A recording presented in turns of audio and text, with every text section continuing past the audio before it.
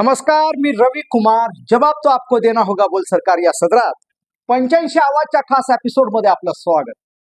कसे आहात आपण? मजेत ना? मजेत राहा, हिट राहा, फिट राहा आणि हो, आरोग्याची काळजी घ्या. चला तर मग विषयाकडे वळूया. महानगरपालिकेच्या निवडणुकीचे उमेदवारी अर्ज भरण्याचा शेवटचा दिवस. मुंबई शहरामध्ये 3 वाजता ही मुदत संपली, बाहेरगावी 5 वाजता ही मुदत संपली आणि बहुसंख्य पक्षाच्या नेत्यांनी सुटकेचा निश्वास सोडला असेल. कारण भारतीय जनता पक्षापासून ते विरोधी पक्षापर्यंत, अगदी उद्धव ठाकरे यांचा पक्ष असेल, राज ठाकरे यांचा पक्ष असेल, काँग्रेस असेल, प्रत्येक पक्षामध्ये उमेदवारीसाठी प्रचंड स्पर्धा होती. त्यातल्या त्यात भारतीय जनता पक्ष आणि एकनाथ शिंदेंची शिवसेना यामध्ये ही स्पर्धा जास्त होती.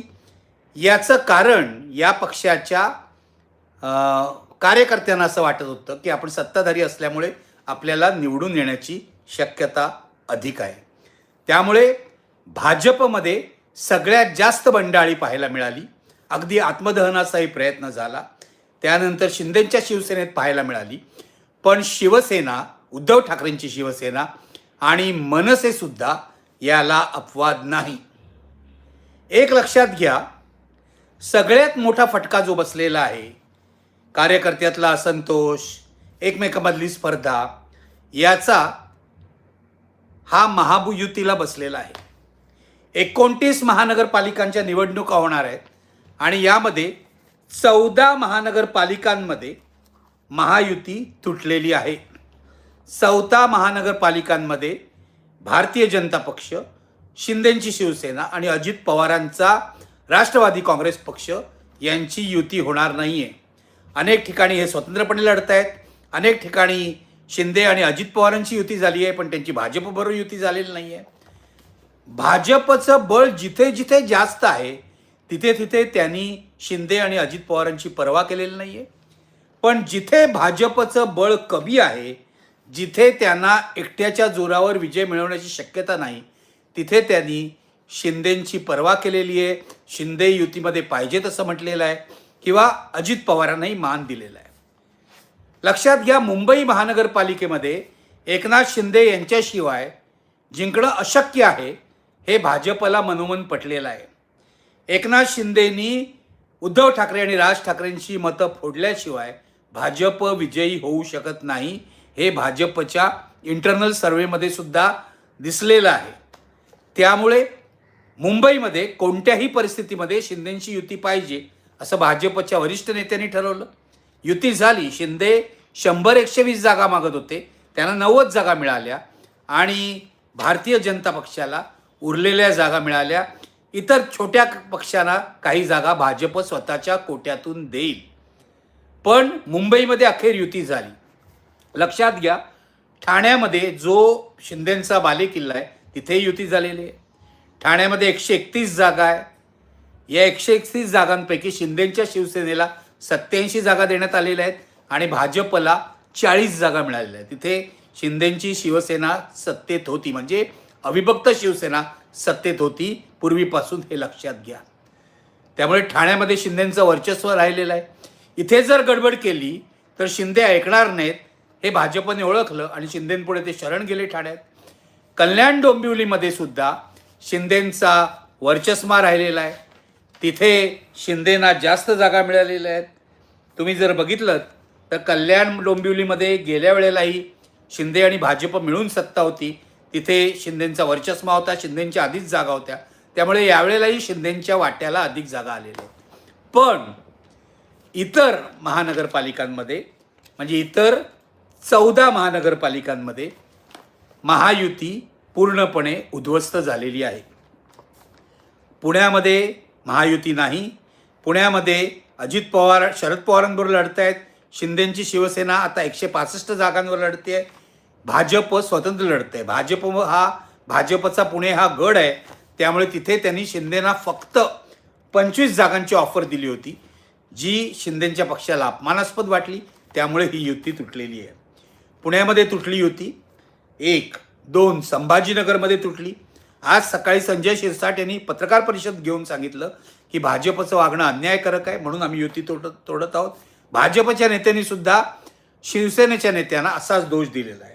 संभाजीनगरला युती तुटली 2, 3 नाशिकला तुटली, नांदेडला तुटली, अमरावतीला तुटली, 6 मालेगावला तुटली, 7 अकोल्याला तुटली, 8 मीरा भाईंदरला तुटली, 9 नवी मुंबईत तुटली, 10 धुळ्यामध्ये तुटली, 11 सांगलीमध्ये तुटली, 12 उल्हासनगरमध्ये ही युती तुटली, 13 जालन्यामध्ये तुटली आणि 14 पिंपरी चिंचवडमध्ये सुद्धा महायुती एकत्रितपणे लढत नाहीये. तिथे अजित पवारांचं बळ आहे. अजित पवार आणि शरद पवार एकत्रितपणे लढत आहेत पिंपरी चिंचवडमध्ये.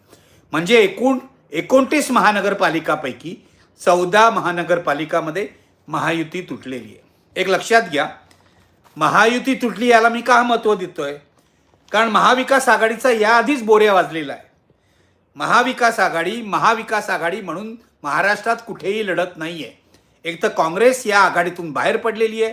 मुंबईमध्ये काँग्रेस वंचित बरोबर लढते आहे. इतर ठिकाणी सुद्धा काँग्रेसने स्थानिक आघाड्या केलेल्या आहेत.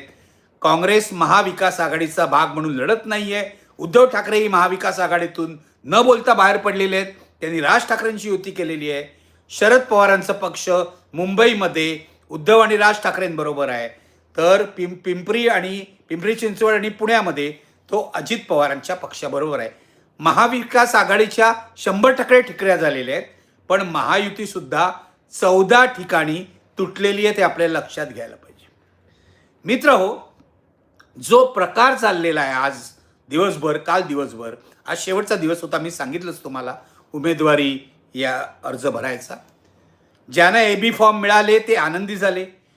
ज्यांना पक्षासाठी काम करून सुद्धा एबी फॉर्म मिळाले नाही ते दुःखी झाले. आता पुढचे 2 दिवस, 2 तारखेपर्यंत उमेदवारी अर्ज मागे घेण्याची शेवटची तारीख आहे. आता उद्याचा दिवस 31 तारीख, 1 आणि 2 म्हणजे 3 दिवस आपापल्या पक्षाच्या नाराज कार्यकर्त्यांना मनवण्याची पाळी नेत्यांवर येईल. बंडखोरी होणार याविषयी काही शंका नाही.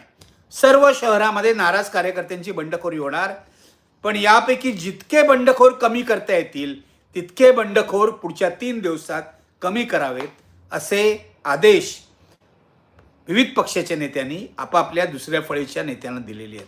तसं कामही सुरू झालेलं आहे. उद्धव ठाकरेंच्या नेत्यांनी वरळीमधली बंडखोरी कमी केली. मनसेमध्ये जी काय बंडखोरी होती ती कमी व्हायला लागली. भाजपचे नेते गिरीश महाजन वगैरे नाशिककडे लक्ष देत आहेत. अशा पद्धतीने पुढचे 3 दिवस आता नाराजी दूर करण्यामध्ये जाईल आणि नंतर प्रचार सुरू होईल, हे लक्षात घ्या. याद्या जर बघितल्या तर काय दिसतंय याद्यांमध्ये गुणवत्तेला प्राधान्य मिळालं आहे असं काही दिसत नाही. महाराष्ट्राचं जे बरबटलेलं भ्रष्ट राजकारण आहे त्याचंच प्रतिबिंब सर्व याद्यांमध्ये पडलेलं आहे, हे लक्षात घ्या.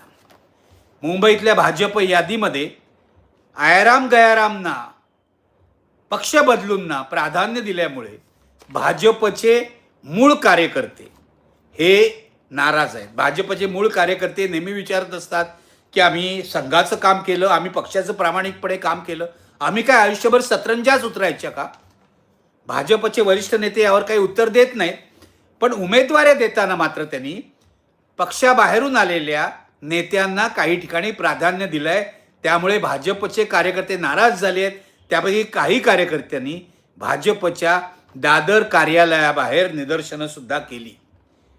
कोणामुळे नाराज झाले भाजपचे कार्यकर्ते? मुंबईमध्ये काँग्रेसचे माजी नगरसेवक आहेत, अनेक वर्ष नगरसेवक होते काँग्रेसच्या तिकिटावर. रवी राजा हे भाजपमध्ये आलेले आहेत, त्यांना भाजपने सन्मानपूर्वक तिकीट दिलेलं आहे. राष्ट्रवादी काँग्रेस शरद पवारच्या मुंबईच्या अध्यक्ष होत्या राखी जाधव, गेल्या वेळेला त्या नगरसेविका सुद्धा होत्या, त्या आलेल्या आहेत भाजपमध्ये, त्यांना तिकीट दिलेलं आहे.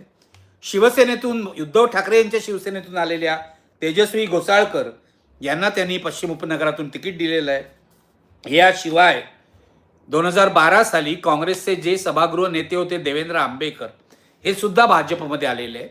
ते आधी काँग्रेसमध्ये होते, नंतर उद्धव ठाकरे यांच्या शिवसेनेत गेले आणि आता ते भाजपमध्ये गेलेले आहेत. त्यांना सुद्धा तिकीट दिलेलं आहे.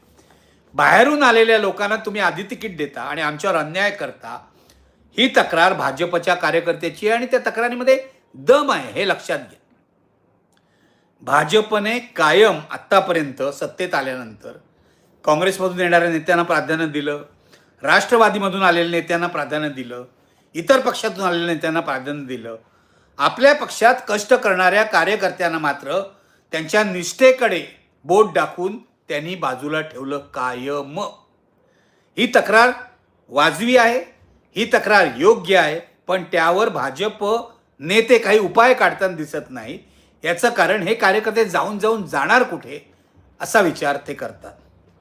भाजपच्या यादीमध्ये, उद्धव ठाकरेंच्या यादीमध्ये, काँग्रेसच्या यादीमध्ये घराणेशाहीचा सुळसुळाट आहे, याविषयी काही शंका नाही. मी तुम्हाला सांगतो,